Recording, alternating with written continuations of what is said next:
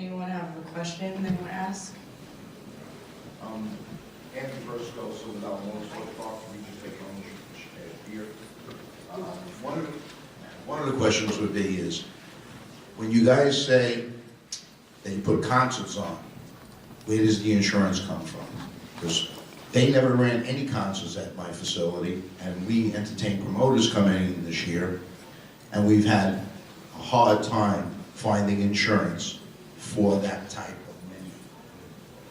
Well, so you have a suitcase promoter coming into your facility producing a concert. It is the responsibility of the promoter to provide a certificate of insurance and name you as an additional insured. It is not, it should not be your burden, nor do you want it to be your burden to assume that responsibility. So that every promoter worth their salt should be traveling with some type of liability coverage. And just make sure that you get your proper business name and you personally named as an additional insured. Okay? Yep. Hey, I'm sorry, real quick. If you're putting on that concert, if you're letting somebody get an existing event that you're promoting, your insurance company can help you with that too. We're a safe hold facility. Yeah, you can contact them. They may not write it, but they'll find someone to help underwrite that for you. And that's exactly the problem we have. Is they're not finding somebody? Well, what it is, so if you rank concerts, the worst concert, I hate it, is a rap concert. Mm-hmm. Country is the easiest one.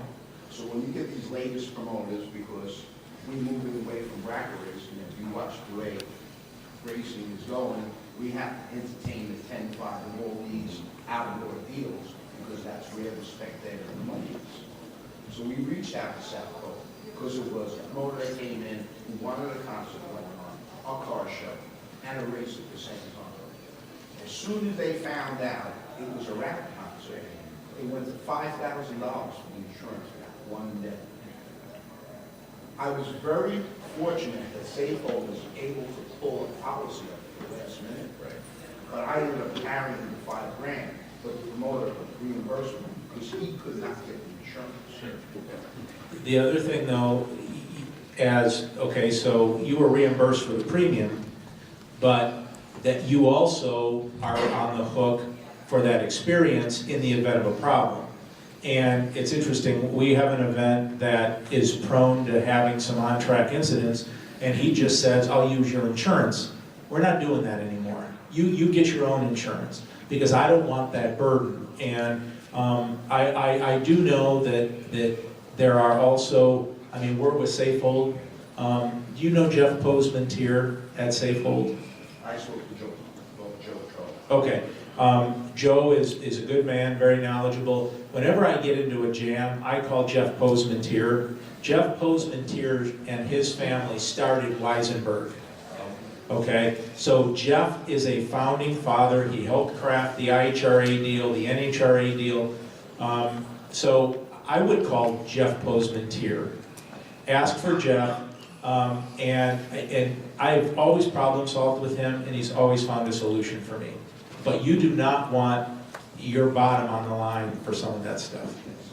Thank you. Mitch Chance, Ozark Raceway Park in Springfield, Missouri. I've got just a couple of questions I want to throw at you guys, and then we'll listen. Diversified with other events, we're in a market of about 180,000 people, which we consider a very small community. However, we have the challenges of having Table Rock Lake, Lake of the Ozarks, Branson, Missouri, and 10 or 12 different colleges there. So we're finding that we're wanting to use our facility, or thinking we should use our facility for more than just racing events. I'd like to hear something about that. If you guys have had the experiences, whether it be a concert, whether it be whatever, car shows or whatever else, even not motor related, how successful you've been, or if you've tried that, and what your experiences have been. Then I got a question for Blake. On the outside promoter that you guys brought in for the import thing you were talking about, I'd like to know, is that a track rental or is that a split? And if it's a split, how do you split? Is it normally a 50-50? We're battling some of those things that want to come in. And then last but not least was Bill. You said something that really hit home with us. We use what we call the Chick-fil-A philosophy. We told our people, it's my pleasure, my pleasure, my pleasure. and I was really taken by what you said, but I wanted to know, because you also said at the same time that you have a one strike policy. So what is the fine line between my pleasure, in our particular case, my pleasure, and you're out? Where do you find the balance in that? So, sorry, the three questions, but I'm very interested in all of it. I'll answer your first question. We've done a lot of really crazy stuff. And some of those odd events that are non-traditional, meaning they're not racing events, it's great marketing. We've done some 5K runs. I know some other facilities. It doesn't lend itself well for us because of us being right up against the mountain, but I know a lot of people have done the lantern festivals and different things that way. Very, very lucrative events to do.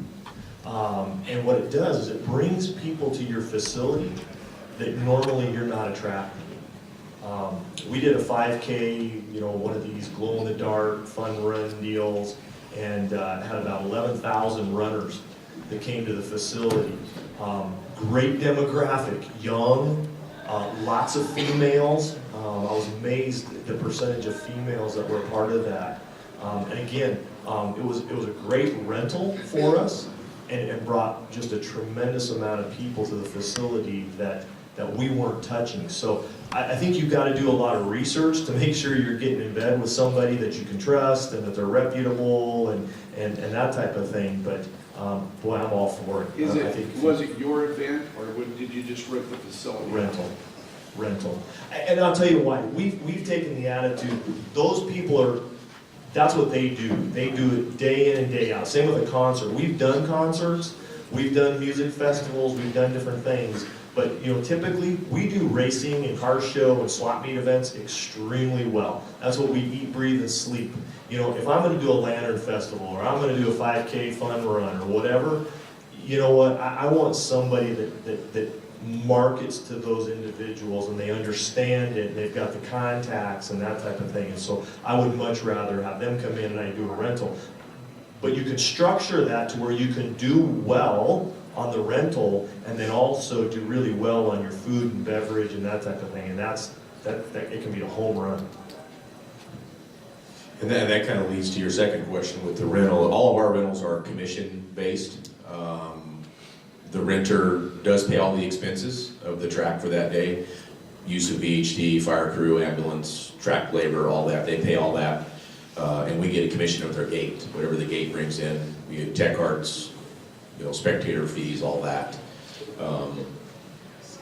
And if they're new, I require a deposit up front to secure that date. I've had promoters cancel the week of, and now you're out that entire day. I can't reuse the track. I can't rent the track that quick, or I can't put an event on that quick. So I'm guaranteed something. The reason it's commission based is all the burden's on that promoter. They have to make or break that event, and so it's risk reward. I'm not risking a lot, so I shouldn't get paid a lot. I get paid. It's okay. A commission is decent, but they're making a lot more because they're percentage of their success. Yeah. Yeah, so I mean, there's a motivating factor for me to obviously put the event on the calendar and promote it somewhat, but the burden is on that promoter to really go out and make a difference, because obviously they're on the hook for the expense of the event. We do retain all the food and beverage rights. That's one thing that we do at any events. All of our food and beverage rights belong to the racetrack as well. Just to piggyback on that real quick, if you're going to give up a date, if you say, okay, what do you charge for a rental? What does that look like?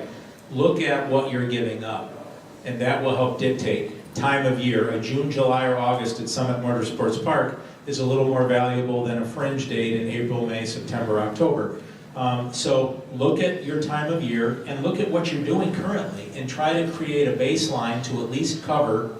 So if the promotion flops, you're going to, because you can run something on that weekend, so there's an opportunity cost. What's the opportunity cost? Well, it's the cost of what I would have made had I run a normal event. So create your opportunity cost, retain 100% of your food and beverage and your merch, create some upside, and go from there. With regard to that fine line, to me it's very simple. I will bend over backwards. We will kill ourselves to accommodate a guest. We will do whatever we can. We have taken our personal vehicles and loaned them out. We've taken people on rides. We've driven people home.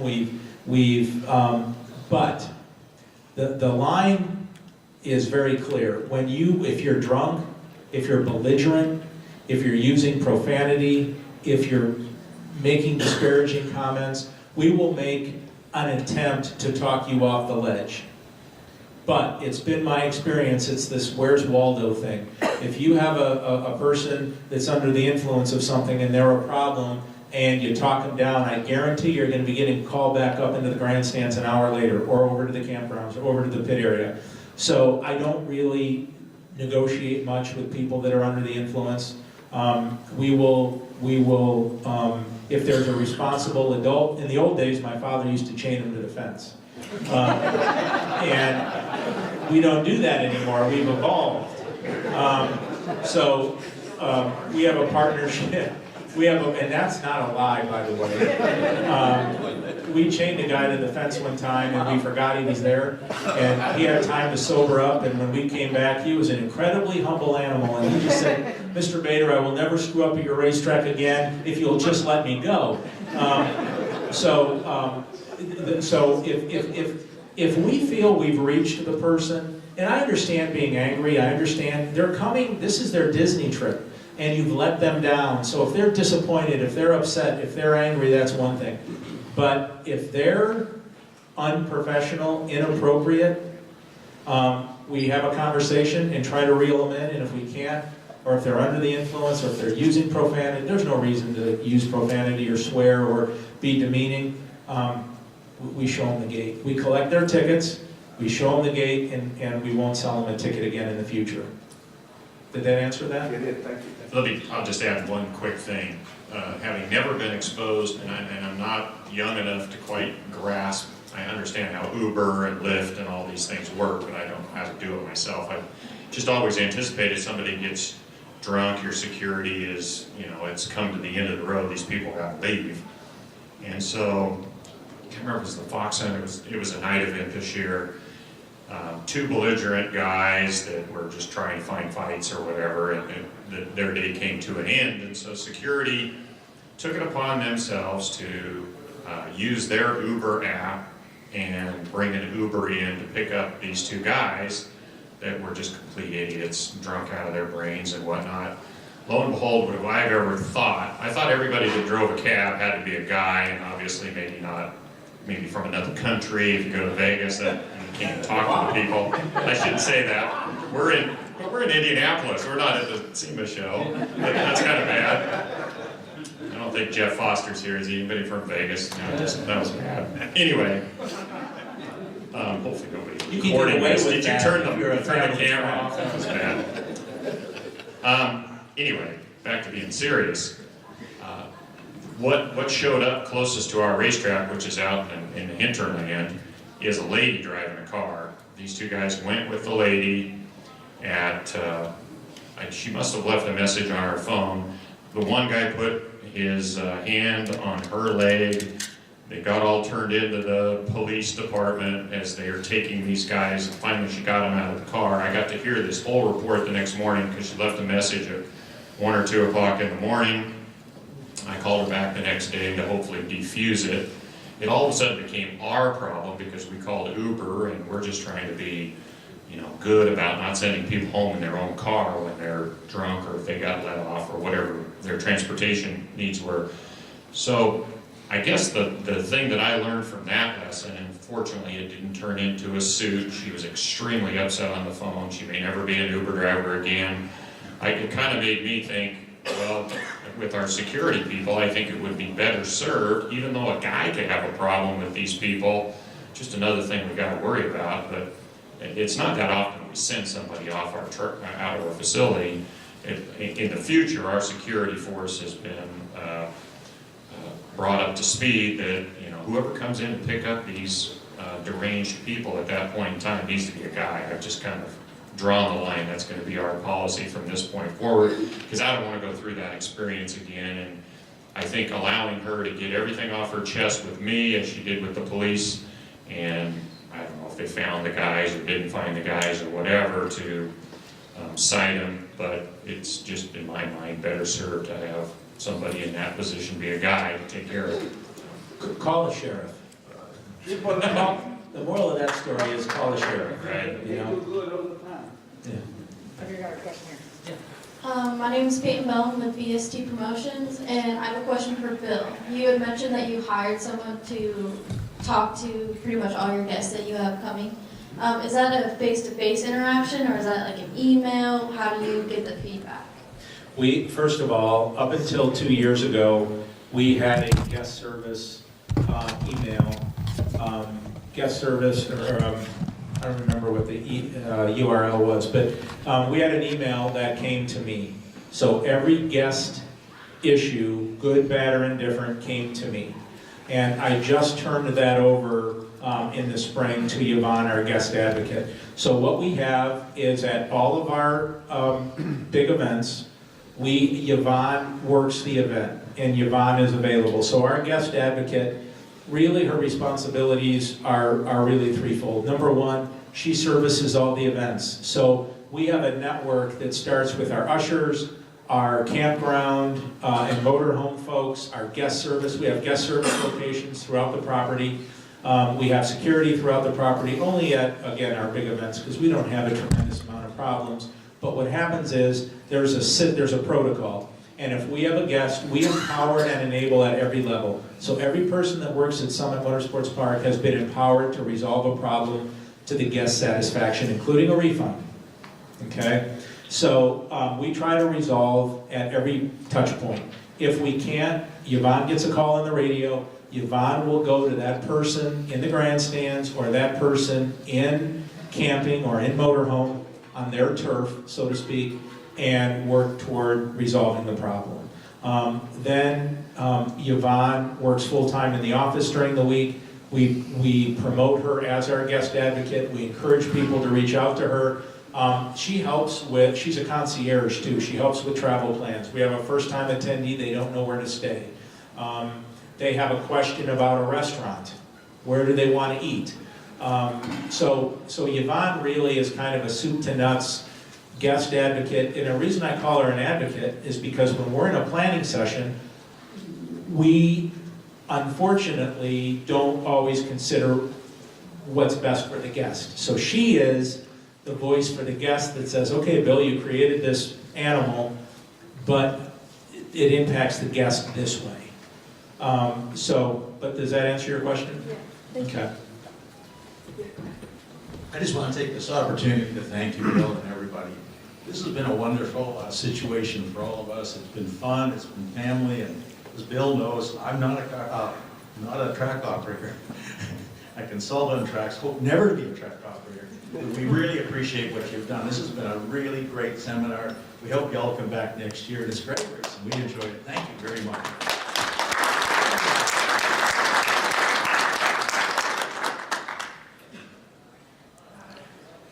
So I'm Steve Walcott with the NMRA Ford Nationals and the NMCA Muscle Car Nationals. I've had the privilege of knowing two of these individuals up here very well, one of them not quite as well, and I'm looking forward to talking to Scott hopefully after this. I echo this gentleman's sentiments. I've been to several conferences this weekend. This is by far the best one we've had so far. Yeah, absolutely. There's a gentleman in the front of the room videoing the whole thing. Fortunately, we've got Bill back there capturing this for everybody, because this is an evergreen seminar. You can watch this today, listen to it today, you can watch it 5 years from now. And I encourage everybody to do something like that, because we often forget sometimes some of these things, and we got to remind ourselves once in a while. One of the things that I said, I don't know if there's other sanctions here, but obviously we get questions all the time. You folks do your own events, but you also bring in outside events. And the question I get, and even from some of the tracks in this room, is how can we bring in one of your NMRA or NMCA events to our facility? And I just wanted to make a quick observation. You guys can expand on it or maybe use it as ideas for future seminar discussions. We don't want to be your experiment. We want to know that if we go to your track, we're hedging our bet. And the things that we look for are, do you have a base of racers that we can draw on and add to what we bring to the party? How is your social media? Are we gonna get a 1-2 punch with you guys, or is all the heavy lifting right on our shoulders? Do you care? These folks up here truly care. And when we go to a facility, I will tell you, I would much rather work with a family-owned and operated facility than with a corporate facility. Because if we win together. If we lose together. With the bigger corporate facilities, if we lose, they don't care. They got a big circle track race coming the next weekend or whatever. That's 100% of how they make their money. So we look at various things. We want a long-term plan. We want a facility that's well manicured. One of the things that Scooter Brothers, who's a mentor of mine, a mentor of Mr. Hughes over there, when he brought PRI back to Indianapolis, one of the things he had told me as a promoter is, Steve, don't ever be a guy wearing penny loafers and a sport coat sitting up in the VIP suite. Sit in line, use the restrooms, sit in the grandstands, get the customer experience. And so these folks do a great job, and after something like this, if you have a chance to talk to them, those are the things that we look for. Because if we want a great future in drag racing and motorsports, it's all about those special things. We've got to create memories, create moments, and to get the youth, we get them off their smartphones, get them to the facility, let them have a great time. Those are the memories we all remember. My name is Michael Beard with Loose Rocker Promotions. I had the opportunity to work for Bill Bader Sr. at IHRA for 2.5 years. Every single day working there was like the last hour in this room. I probably learned more from that man in the hours after office hours. Everyone in this room should be able to take away numerous things that you can apply at your facility or in your individual promotions. A lot of specific examples that, as a sporty mentioned, hey, maybe you can take this idea, twist it a little bit to make it your own. Take that one step further. There are things that you can develop on your own. I can't tell you specifically what those are, but something I learned from a super stock racer. How do you make a super stock car go? How do you make this the best it can be? He said, don't think about the car. Break every single thing down to its component pieces and ask, how can I make that piece better? So whether it's your parking, your scheduling, the efficiency of your operation, every single thing you do, break it down to its component piece and say, how can I make that better? And you will come up with your own ideas for your own facilities and promotions. Well, and Michael, I appreciate that, but we're only as good as the sum of our pieces. And I think something like this can be a little intimidating, especially for folks that don't have expansive staffs. You don't need to do it all, but we used to, at Summit Motorsports Park each year, we used to focus on one thing and excelling at that one thing, whether it was a strategy, whether it was a concept. And so you don't need, Rome was not built in a day. So brick by brick, day by day, but have a plan, have a strategy, point your vessel in some direction, and that will go a long way. I don't want to stop all of this, but we do have to wrap it up because I think someone else needs to. But they're not as important as we are. So you keep rolling. We have another one, last question here. Nelson Hoyos from South Georgia Motorsports Park. Can you quickly elaborate how well you all have been able to secure, let's say, a partnership with your cities and tourist bureaus and things? We have had enormous success partnering with our local communities and being a part of the community by extending ourselves with the tourist bureaus and the sports commissions and the commissioners and things like that. They have helped us tremendously in our growth. Can you elaborate a little bit how you all have done that? Boy, I tell you what, my father, he's retired, but we still depend on him for the community things. It's important to stay in front of them. It's important to stay educated. It's important to be a part and support some of the things that they've got going on. They don't want to just hear from us when we got a problem, right? You know, that's really important. Kind of shifting just a little bit, and I could take an hour. We started a program called Race to Read And I'd be more than happy, any of you could email me or call me and I can share more information. But it has probably been the single best thing that we've done in the community. Race to Read, just really quick. We take it into the schools, we don't sell it to them, we don't push it on them. We started it in one school and now it's grown to the fact that we're over 90 schools that participate in the program. And it's basically designed to give incentives to the kids to go home, not turn on the TV, not be playing video games, but to sit down and read. And it's all race related, and you could whether you're an oval track, a drag strip, really doesn't matter. It's very applicable, and you can make it work. When you get involved with people's kids, changes everything. Changes everything. Part of that program is when we start it and when we finish it is right around the time that our season is starting. So our first major event is our Night of Fire and Thunder. So kids actually get to a point that they hit a certain level, they earn a ticket for themselves and a parent to come to that event for free. Okay? Again, I could elaborate and go on, and we just don't have the time for that, but it has been the most successful thing that we've done in the community to keep us involved in the community, in front of people, and then it just keeps kind of spilling over. All of a sudden, the next thing you know, we're going into the city of Lakewood to talk to them about being involved with us and helping support our fireworks show on 4th of July, and it's almost like they can't say no. I think the key word is to get involved. Become a member of your local chamber. Again, have a strategy, have a marketing plan, and say, okay, within a 30-mile radius, do I want to be involved in the chamber in Milan? Do I want to be involved in the chamber in Norwalk? If nothing more than a listening, and maybe go to one mixer a year, get to know the mayor in your community, get to know a couple of the council people, get to know a couple of the commissioners, network.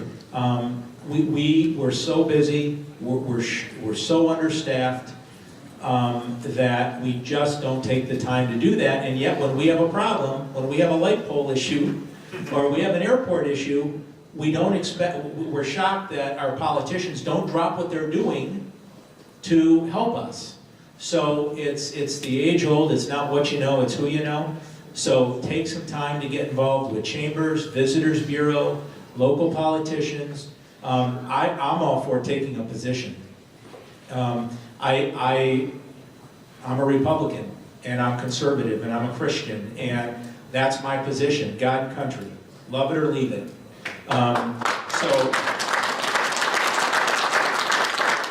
I take that position is known, sometimes it gets me in trouble, but it's who I am. But get to know people, your position resonates with people, I think that's important.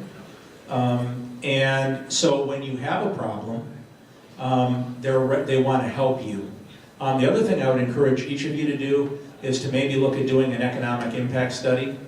Each of you create economic impact, and you're going to be shocked at how much money outside the fence, convenience stores, gas stations, hotel rooms, and I don't care if you're a small, listen, if you just run bracket races and you're a one-man band, you're creating economic impact.